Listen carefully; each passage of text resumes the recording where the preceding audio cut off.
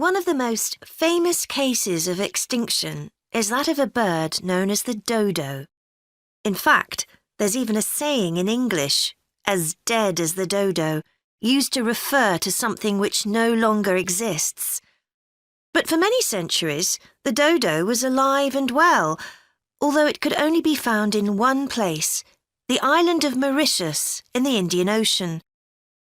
It was a very large bird, about 1 metre tall, and over the centuries it had lost the ability to fly, but it survived happily under the trees that covered the island.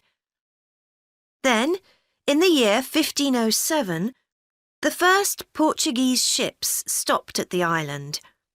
The sailors were carrying spices back to Europe and found the island a convenient stopping place where they could stock up with food and water for the rest of the voyage, but they didn't settle on Mauritius. However, in 1638, the Dutch arrived and set up a colony there. These first human inhabitants of the island found the dodo birds a convenient source of meat, although not everyone liked the taste. It's hard to get an accurate description of what the dodo actually looked like. We do have some written records from sailors and a few pictures, but we don't know how reliable these are. The best-known picture is a Dutch painting in which the bird appears to be extremely fat, but this may not be accurate. An Indian painting done at the same time shows a much thinner bird. Although attempts were made to preserve the bodies of some of the birds, no complete specimen survives. In the early 17th century, 4 dried parts of a bird were known to exist.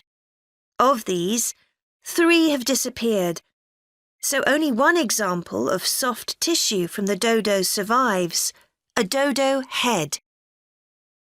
Bones have also been found, but there's only one complete skeleton in existence. This single dodo skeleton has recently been the subject of scientific research, which suggests that many of the earlier beliefs about dodos may have been incorrect. For example, early accounts of the birds mention how slow and clumsy it was, but scientists now believe the bird's strong knee joints would have made it capable of movement which was not slow, but actually quite fast.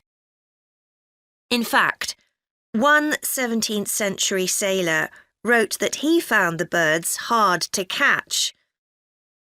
It's true that the dodo's small wings wouldn't have allowed it to leave the ground, but the scientists suggest that these were probably employed for balance while going over uneven ground.